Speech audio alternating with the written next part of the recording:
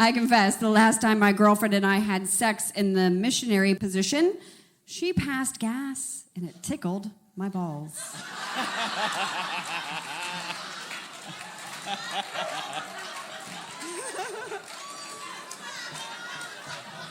It's like a built-in ball vibrator. Right? Yeah. Hey, let's go have some beans and have sex. Yeah, right? exactly. This podcast is intended for those 18 and over. If that's not you, please come back when you are of age. This podcast is sponsored by SexyDeliciousThings.com, a 25-plus erotic social networking site dedicated to the art of individual sexual expression. Sexy D provides a play space for people to celebrate their inner perv and share erotic pictures, videos, and stories with other like-minded sexy friends. Join us to connect, share, and celebrate all things sexy and delicious. 3 months free membership when you use coupon code BedPost at SexyDeliciousThings.com. Thank you for listening to the BedPost Confessions podcast.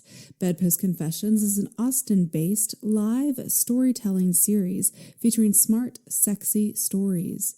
Between performers, we ask audience members to anonymously submit anything worthy of a confession, which is then read aloud by one of our producers.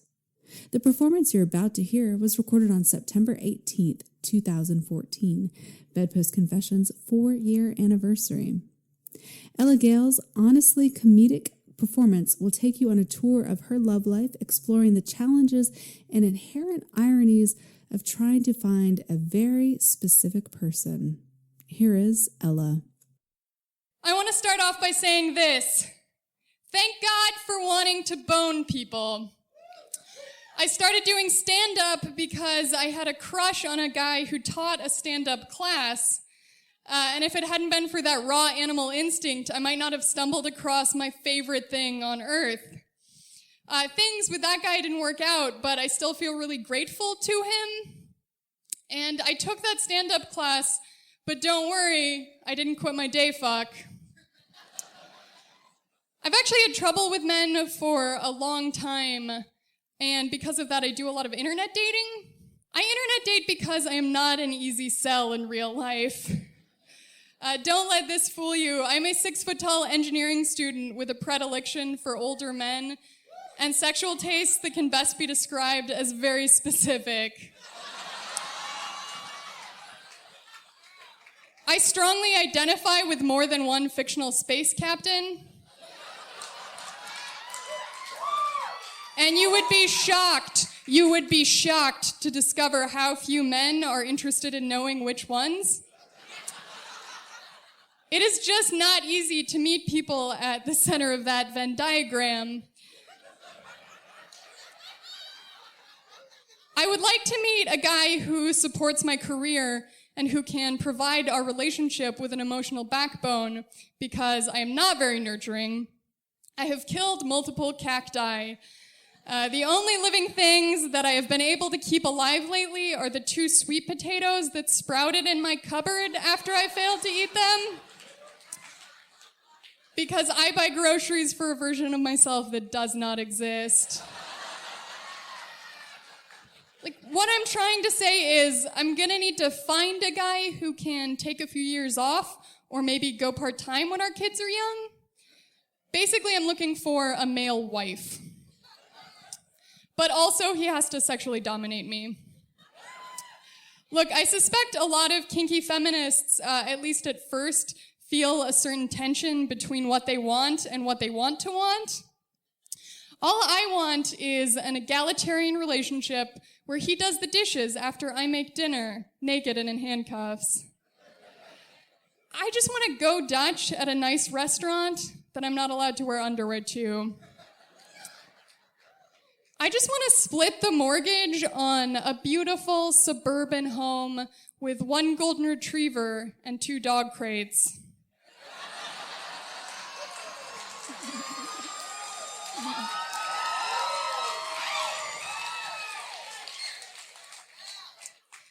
I wrote that as a joke before I had ever been in a dog crate, but sometimes life imitates art.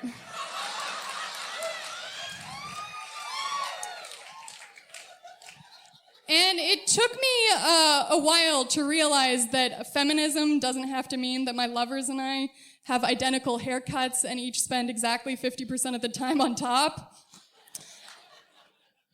I actually shed most of my guilt over my interest in kink through reading and contemplation. In college, while all the other kids were doing it, I, for the most part, was reading up on it, which means that for a huge chunk of my early 20s, my sex life was exactly like 18th century Japan. Interesting, meaningful things were going on, but outsiders were not involved.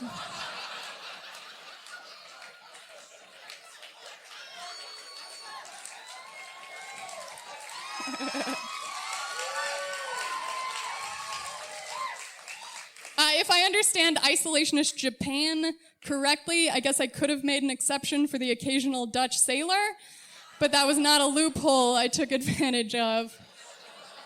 I submit that that may be the nerdiest joke about masturbation ever written.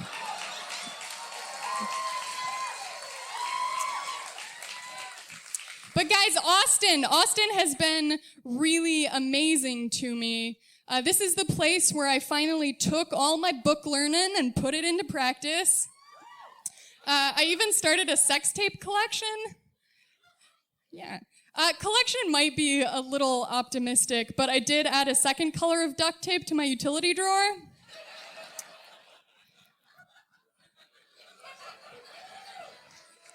In a lot of kinky relationships, guys, collars are a symbol of affection and commitment. And so I find myself getting jealous of pretty leather collars in the same way I imagine other women in my peer group get jealous of big, sparkly engagement rings. Except we live in a sex-negative society. It's actually pretty rare to see women openly wearing collars in public. So mostly I get jealous of really fancy dogs. I remember when I went home for Christmas this year, I remember hanging out with my sister and I was petting her fluffy brown dog, and I just started thinking, dogs can't see color. That dog does not know that the rhinestones on her collar don't match her eyes, but that they do match mine. Pretty blue. No matter how crazy our human relationships get, nothing is ever going to be as messed up as the fact that we make dogs wear clothes that specifically fail to cover their genitals. Like, that sounds hot to me, but I'm a consenting adult human.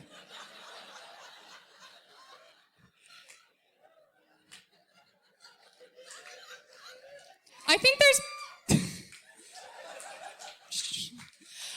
probably a pretty strong correlation between kinkiness and nerdiness. Maybe not perfect, but in general, my ex is a big nerd. We've been hanging out a bit lately. We still have a lot in common. Recently, we've both been struggling in the romance department. He's really into butt stuff, which is fine. It's not the reason we broke up, but it is a rough row for a straight man to hoe. And I have spent most of this year obsessing over a guy so self-absorbed that in conversation, he once uttered the words, "No, wait, back to me now." Just super narcissistic. What I'm trying to say is my ex and I have been somewhat brought together by our individual obsessions with assholes.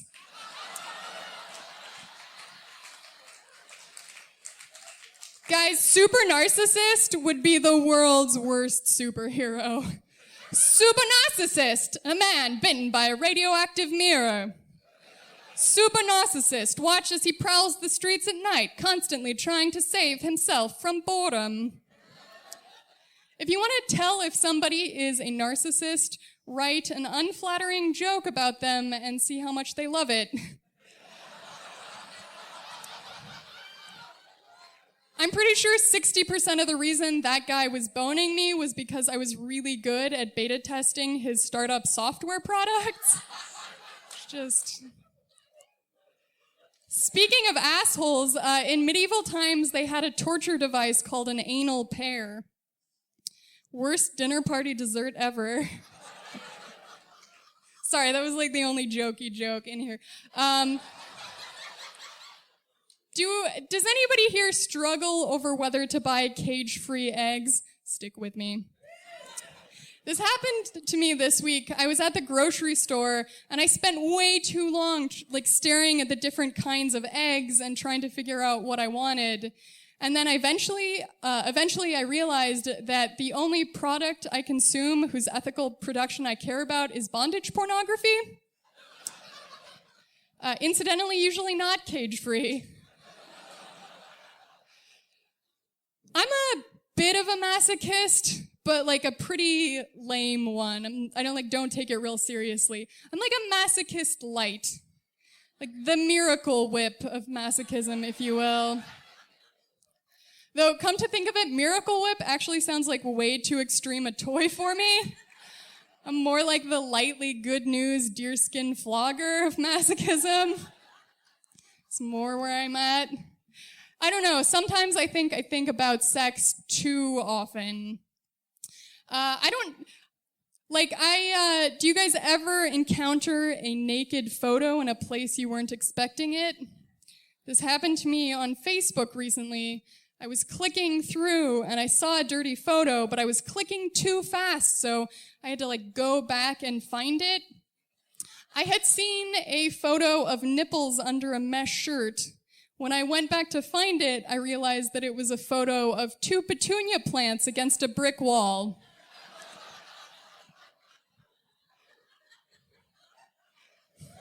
Man, you guys are so fun. When I tell kinky jokes in regular venues, somebody usually gets uncomfortable. Haters gonna hate. Crater's gonna crate. Seriously, if you guys want to come out to Naughty Bits, the next one is October 5th. There are little flyer cards on the table over there. So please check those out. Thank you, Craters. I've been Ella Gale.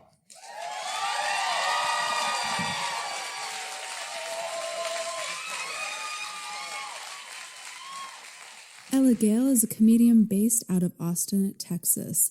If you loved the SATs, you'll probably love her. She tries to keep her nerdiest jokes a little dirty and vice versa. She co-hosts Naughty Bits, a combination stand-up and sex advice show at the New Movement Theater the first Sunday of every month. While stand-up is her true love, she also performs sketch with Comedy Bazaar out of Cold Town and does fun singing improv with That Racket. More about her brainy, honest brand of comedy at ellagalecomedy.com.